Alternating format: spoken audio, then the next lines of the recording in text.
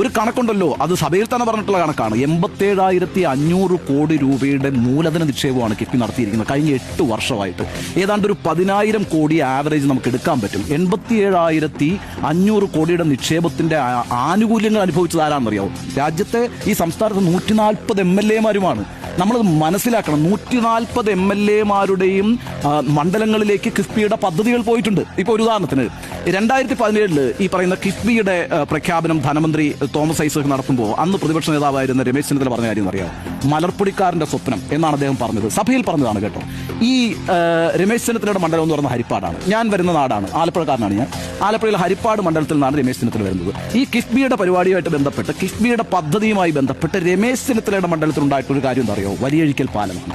വലിയഴിക്കൽ പാലം എന്ന് പറഞ്ഞാൽ ആറാട്ടുപുഴയിൽ നിന്ന് കരുനാഗപ്പള്ളി വരെ ബന്ധിപ്പിക്കുന്ന ഒരു പാലമാണ്. എത്ര ഇൻവെസ്റ്റ്മെന്റ് എന്നറിയാമോ? 124 കോടി രൂപയുടെ ഇൻവെസ്റ്റ്മെന്റാണ്. ആലപ്പുഴ കൊല്ലം കണക്ടിവിറ്റി എന്ന് പറയുന്നത് ഇപ്പോൾ ഈ വലിയഴിക്കൽ പാലത്തിന്റെ കൂടെയാണ്. അപ്പം അതൊരു ചെറിയ കാര്യമാണ്. PK ബഷീർ, മുസ്ലിം ലീഗിന്റെ MLA, നിയമസഭയിൽ പറഞ്ഞ എന്താണെന്നറിയോ? എന്റെ മണ്ഡലത്തിലാണ് ഏറ്റവും കൂടുതൽ സ്കൂളുകൾ വന്നിട്ടുള്ളത് എന്നാണ്. ഇവിടെ ഈ പറയുന്ന കിഫ്ബി എന്ന് പറഞ്ഞാൽ വളരെ പെട്ടെന്ന് ഈ റോഡ് മാത്രമാണ് നമ്മൾ കാണുന്നിടത്താണ് ഈ പ്രശ്നം വരുന്നത്. ആശുപത്രികൾ, സ്കൂളുകൾ ചെറിയ നിക്ഷേപമല്ല. നമ്മളിരിക്കുന്ന ഈ കൊച്ചിയിലെ ക്യാൻസർ സെന്റർ